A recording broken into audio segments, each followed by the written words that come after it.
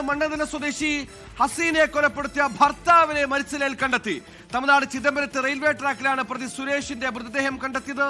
ഷഫീദ് റാവുത്തർ തിരുവനന്തപുരം ചെയ്തു. ഷഫീദ്, ഇന്നലെയാണ് ഭാര്യയെ കഴുത്തറുത്ത്, അതായത് മക്കളുടെ മുന്നിൽ വെച്ച് കഴുത്തറുത്ത് അതിക്രൂരമായി സുരേഷ് ഹസീന ബീവിയെ കൊലപ്പെടുത്തി. ഇരുവരും തമ്മിൽ കുടുംബ തർക്കം പതിവായിരുന്നു.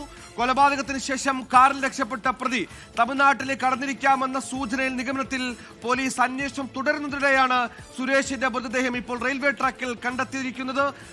എങ്ങനെ മരിച്ചു, ആത്മഹത്യയാണോ നടക്കമുള്ള കാര്യങ്ങൾ വിശദമായി അന്വേഷിച്ചറിയാണ് പോലീസ്. ഷഫീദ് പറയൂ. സുഹൈല, ഇന്നലെ വളരെ ഞെട്ടലോടുകൂടിയാണ് ഈ വാർത്ത നമ്മൾ കേട്ടത്. നാലാഞ്ചിറയിലാണ് ഇതുമായി ബന്ധപ്പെട്ട ഒരു ഭാര്യയെ ഭർത്താവ് കഴുത്തറുത്ത് കൊലപ്പെടുത്തി എന്നുള്ള വിവരം പുറത്തേക്ക് വരുന്നത്. അതിനുശേഷം അതുമായി ബന്ധപ്പെട്ട ഞെട്ടിക്കുന്ന വിവരങ്ങൾ പുറത്തേക്ക് വരികയും ചെയ്തു. മക്കളുടെ മുൻപിൽ വെച്ച് നടന്ന ഒരു കൊലപാതകം എന്നുള്ളതായിരുന്നു ആ വിവരം. നാലാഞ്ചിറയിലെ വാടക വീടിനുള്ളിൽ വെച്ചാണ് കിടപ്പുമുറിയിൽ വെച്ച് ഈ സുരേഷ് കയ്യിൽ കരുതിയ കത്തി ഉപയോഗിച്ച് ഹസീനയെ കഴുത്തറുത്ത് കൊലപ്പെടുത്തിയത്. അതിനുശേഷം ഈ സുരേഷ് ഒളിവിൽ പോയി എന്നുള്ളതായിരുന്നു പോലീസിന്റെ നിഗമനം. നിലവിൽ ഇപ്പോൾ പോലീസ് ആ വിഷയത്തിൽ ഒരു വിലയിരുത്തലിലേക്ക് എത്തിയിട്ടുണ്ട്.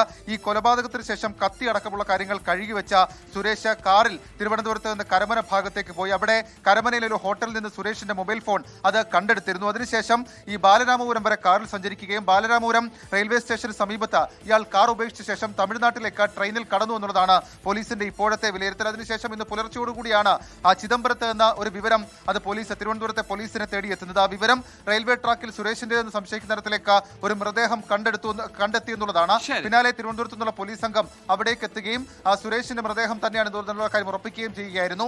ഈ ചിദംബരം ഭാഗത്തേക്ക് ട്രെയിനിലെത്തിയ സുരേഷ് ഇന്ന് പുലർച്ചെ ട്രാക്കിലിറങ്ങി അവിടെ നിന്ന് ട്രെയിനിന് മുൻപിലേക്ക് ചാടി ജീവൻ ഒടുക്കുകയായിരുന്നു എന്നുള്ളതാണ് പോലീസിന്റെ ഇപ്പോഴത്തെ നിഗമനം. ഏതായാലും ഈ വിഷയത്തിൽ തുടർ നടപടികൾ വേഗത്തിലാക്കി മൃതദേഹം ഉടൻ തിരുവനന്തപുരത്തേക്ക് പോസ്റ്റ്മോർട്ടം നടപടികൾ പൂർത്തിയാക്കി കൊണ്ടുവരും. ഏതായാലും ഹസീനെ കഴുത്തറുത്ത് കൊലപ്പെടുത്തിയ ശേഷം ഇയാൾ ട്രെയിനിൽ കടന്നു എന്നുള്ള വിവരം പോലീസ് ഇന്നലെ രാത്രി തന്നെ സ്ഥിരീകരിച്ചിരുന്നു. അതിന് പിന്നാലെയാണ് ഇന്ന് ഈ വിവരം പോലീസ് ഇപ്പോൾ ഉറപ്പിക്കുന്നത്.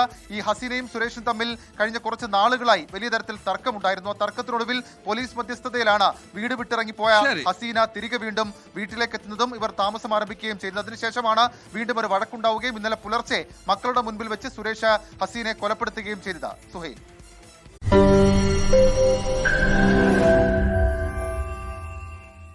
ലോകത്തെവിടെയായാലും ഏത് സമയത്തും 24 വാർത്തകളും ഓഗ്മെന്റഡ് റിയാലിറ്റി പാക്കേജുകളും എക്സ്പ്ലെയിനറുകളും വിശദമായി കാണാൻ ഞങ്ങളുടെ യൂട്യൂബ് ചാനൽ നിങ്ങൾക്ക് സബ്സ്ക്രൈബ് ചെയ്യാം.